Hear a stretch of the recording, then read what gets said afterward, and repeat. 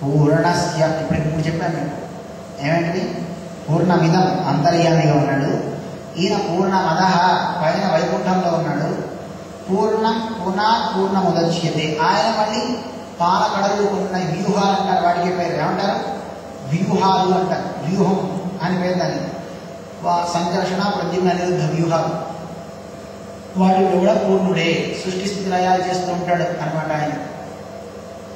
పూర్ణస్య పూర్ణమాదాయ ఇప్పుడు మూడైనా కదండి నాలుగోది పూర్ణస్య పూర్ణమాదాయ ఆ వ్యూహంలోంచి వచ్చినటువంటి ఒక మూర్తి వాసుదేవ మూర్తిలోంచి భగవంతుడు వాడి అవతారాలన్నీ వస్తున్నాయండి. రామకృష్ణాది అవతారాలన్నీ వస్తున్నాయి. మత్స్య కూర్మ వరాహ నారసింహ వామన భార్గవ రాఘవ రామ బౌద్ధ కలిగి అని మనం చెప్తుంటాం కదా అవతారాలు. మొత్తం చాలా అవతారాలు ఉన్నాయండి పరమాత్మకి. కేవలం 10 కాదు. భాగవతంలో మనకి 21 అవతారాలు చెప్పి ఇంకా అవతారాలు చెప్పలేమండి చాలా ఉన్నాయి. బొమ్మన్నారు ఆకాశంలో నక్షత్రాలు ఎన్నో లెక్క పెట్టామో అలా పరమాత్మ అవతారాలు కూడా చాలా ఉన్నాయి. మన వల్ల కాదు. అదే ఆ పరమాత్మని మన కోసం కొన్ని విభవ రూపాల్లో వస్తున్నాడు. అందులో కూడా మళ్ళీ తాను పూర్ణుడే. పూర్ణుడేనా కాదా?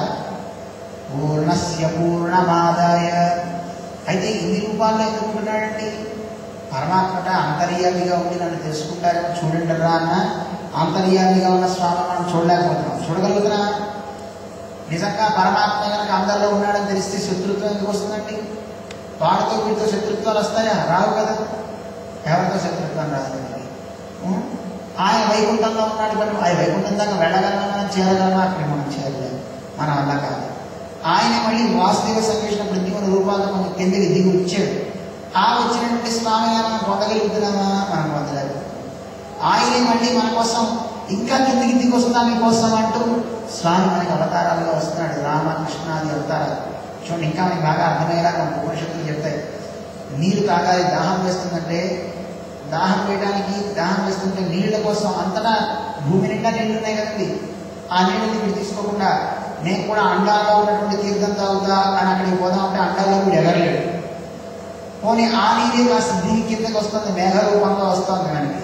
పోనీ ఆ నీరు తాగొచ్చు కదండి. మేఘ రూపంలో చేతక పక్షి తాగుతున్నాయి, మనకి చేత కాదు. అది చావలైనా వస్తుంది కానీ ఆ నీరు తప్ప ఇంకో నీరు తాగదండి చేతక పక్షి. అందువల్ల ఆ నీరు మనం తాగదు. పోనీ అది వర్ష రూపంలో పడి కొండల మీద పడ్డప్పుడు తాగొచ్చు కదా. అప్పుడు మనం లేము వర్షం పడ్డప్పుడు. అది కొన్ని నదీ రూపంలో మన ఇంటి దాకా వస్తుంది కదా, అప్పుడు తాగొచ్చు కదా. అంటే రామకృష్ణ చెబుతారన్నమాట. అప్పుడు మనం తాగలేము. దాన్నే పైపులు పెట్టి వాటర్ మొత్తం లాగి మన ఇంటి దాకా ఇస్తున్నాడు. చక్కగా ట్యాంక్లో పెట్టుకున్నా తిప్పితే నీళ్ళు వస్తున్నాయి. తాగొచ్చు దాన్ని కూడదు. ఏది ఈజీ చెప్పండి? వర్షం పడ్డప్పుడు కొండ మీద అక్కడ ఇంటి మీద పడేటప్పుడు పట్టుకుంటాం మంచిదే. నీళ్ళు తాగాలంటే ఎప్పుడో పడిన నీళ్ళంతా స్టోర్ నుంచి చక్కగా ప్రవాహ రూపంలో అలా వస్తుంటే మన ఇంటి దాకా వస్తుంటే దాన్ని ట్యాప్ ఎత్తుకొని మన ఇంట్లో కుండలో పెట్టుకునే నీళ్లు మంచిది. ఏది మంచిది చెప్పండి? మన ఇంటి దగ్గరికి వచ్చేసి నీళ్ళు తిప్పుకుంటే నీళ్ళు వస్తున్నాయి కదండి. నల్లా తిప్పితే నీళ్ళు కదా. అది మనకి శ్రేష్టం కదా. అలాగే పరమాత్మ మనందరినీ అనుగ్రహించడానికి ఆయనే అక్కడి నుంచి ఎలా వస్తున్నాడు? పూర్ణస్య పూర్ణమాదాయ రామకృష్ణాద్యవతారాలతో వచ్చి మనం అనుగ్రహించాడు. కానీ మనం లేవప్పుడు త్రేతాయుగంలో లేము, ద్వాపరయుగంలో లేము మనం. అందుకే మనందరినీ అనుగ్రహించడానికి పరమాత్మ పూర్ణమేవ అవశిష్యతే. ఆయన అదే పూర్ణశక్తితో మనందరిని అనుగ్రహించడానికి అర్చామూర్తిగా మన దగ్గర వచ్చాడా లేదా? కదలకుండా విగ్రహ రూపంలో స్వామి ఉంటున్నాడు మనందరినీ అనుగ్రహించడానికి. మీరు కాదు, మీరు వెళ్ళిపోయారు, మీ పిల్లలు వెళ్ళిపోయారు, వాడి పిల్లలు వెళ్ళిపోయారు, వాడి పిల్లలు ఏంటి తరాన్ని అనుగ్రహిస్తూ పడుతున్నాడండి స్వామి చెప్పండి. ఆ రోజు నుంచి ఈ రోజు వరకు నిలబడి ఉన్నాడు కదా స్వామి. ఈ రోజున కింద కూర్చున్నాడా? కూర్చోమని మనం అడగలేదు. మన ఇంటికి వచ్చిన బంధువులు కానీ మిత్రులు కానీ అవన్నీ కాస్త కూర్చోబోయి అంటాం. దేవుడి దగ్గరికి వెళ్తున్నా కానీ కాస్త కూర్చోతండి అనే మాట మనం అనమండి. ఎంతసేపు మన కోరికలు చిట్టా చెప్పడం తప్ప నాకు కావాల్సినంత తీర్చవయ్యా, నీకు పరికరాన్ని గుర్తిస్తాను, అది ఇస్తా ఇది ఇస్తా అంటాను తప్ప పరమాత్మని కాసేపు కూర్చోవయ్యా, నువ్వు మంచిగా ఉండవయ్యా, మిగి తినవయ్యా అని అడుగుతాం మనం. సరే అడగండి. సరే పాప అది పట్టించుకోడు ఆయన. ఆయన ఎంతసేపు మనందరినీ రక్షించడం కోసమే ఆయన అర్చామూర్తిగా విగ్రహ రూపంలో వస్తున్నాడు స్వామి. సదా పంచాయుధీం బిభ్రత్సన శ్రీరంగ నాయక. మన పెద్దలు చెప్తాడు అమ్మవారితో ఎందుకు ఆయన ఆయుధాలు ధరించున్నాడు? పాతు ప్రణతరక్షాయ విలంబమసహన్నివ. ఎవరైతే స్వామి నన్ను రక్షించనంటారో అలా రక్షించనే వాడిని ఏ మాత్రం వదిలిపెట్టకుండా వాడిని రక్షించడం కోసం ఆయుధాలు ధరించున్నట్టాడు. అంతే తప్ప వేరేం కాదు. పాతు ప్రణత రక్షాయాం, తండ్రి నువ్వే నాకు రక్షకుడివి, నువ్వే నాకు రక్షకుడివి అన్నవాడిని రక్షించడం కోసం ఆయుధాలు పెట్టుకున్నట్ట. పాతు ప్రణత రక్షాయాం విలంబమసాన్నివ, ఆ రక్షించడంలో వాడు అడిగాడు కదా, సరేనా నీకు శత్రువులు ఉన్నారా, అయితే సరే నేను వెళ్ళి నా చక్రాయుధం తీసుకొస్తా అని వెళితే ఈ లోపల వాడిని ఏమన్నా చేస్తుందేమో అని చేతిలోనే పట్టుకుని ఉన్నట్టండి. ఎవడన్నా అడిగితే వెంటనే ఆ ప్రయోగం చేసేసి వాడి వల్ల కష్టం తీసేద్దాం అనే దానికోసం చేతిలోనే ఎప్పుడు పెట్టుకుంటున్నాడని మన పెద్దలు చాలా అందంగా వర్ణిస్తారు. ఎందుకు పెట్టుకున్నాడని మనకి తెలియదు, కానీ పెద్దలు చూడండి ఎంత బాగా చెప్తున్నారు. ఆయుధం తెచ్చి వచ్చే లోపల మనకి ఏదన్నా జరగకూడదు జరిగితే తట్టుకోలేడు కనుక చేతిలోనే ధరించున్నట్ట. విలంబమసాన్నివ సదా పంచాయుధీ బిభ్రత్ సనశ్రీరం గణాయక అని. అలాంటి పరమాత్మ అన్నిటా ఉన్నటువంటి పూర్ణుడైనటువంటి ఆ భగవంతుడు మనందరినీ అనుగ్రహించడానికి తన స్థానాన్ని కూడా తగ్గించుకుని మన కోసం అర్చామూర్తిగా ఒక విగ్రహ రూపంలో వచ్చాడు. ఇందాక మా స్వామి చెప్పారు, విగ్రహ రూపంలో వచ్చిన ఏమాత్రం చూడండి నా నిబంధనలకి ఇలాగే ఉంటే తప్ప మీ ఇష్టం వచ్చినట్టు చేయడానికి వీలేదు. పొద్దునే 4 గంటలకే పూజ చేయాలి, మధ్యాహ్నం 11ంటికి పూజ చేయాలి, సాయంత్రం 2ంటికి చేయాలి, అర్ధరాత్రి ఇంత చేయాలి, ఈ నిబంధనలు ఆయన పెట్టుకోలేదు. చెప్పాడు ఆగమంలో ఇలా చేయాలి, ఇలా చేయాలి. కానీ ఎప్పుడైనా సరే మీరు మీ ఇష్టం వచ్చిన టైంలో పూజ చేస్తున్నా వద్దని అంటున్నట్టు ఏమన్నా అర్చక పరాధీన అఖిలాత్మస్థితి. పరమాత్మ అర్చుడు ఆరాధించేవాడికి పరాధీనుడైపోతాడట. ఇగో అబ్బాయి నీకు ఈరోజు నేనే అన్నం వండలేదు కానీ ఇగో జీడిపప్పులు పెడతా తిని ఓం అన్నారనుకోండి, అలాగే ఒక ఆయన ఊరు వెళ్తూ ఒక పెద్ద ప్లేట్లో 10 పక్కల జీడిపప్పు కోసి పెట్టాడు. ఇగో ఇది ఆదివారం, ఇది సోమవారం, ఇది మంగళవారం, ఇవే తిను, మొత్తం రోజు తిన్నామంటే నా వల్ల కాదు అబ్బాయి పెట్టిపోయాడు. అలాగే చేస్తాడు దేవుడు తప్ప, సర్దుకుంటాడు తప్ప. నీకు అర్జెంటుగా పని ఉంటే తెల్లవారుతో 4 గంటలు దిగితే లేస్తాడు. మీకేం పని లేదనుకోండి, మీరు 11 దాకా పడుకుంటే ఆయన కూడా పడుకుంటాడు, ఏం అడగడు. మీరు ఉప్పు ఎక్కువ వేసింది పెడితే ఉప్పు ఎక్కువైందని మీ పిల్లల కంచం ఎత్తి కొడతారేమో ఆయన ఏమంటాడు, తింటాడు కదండి.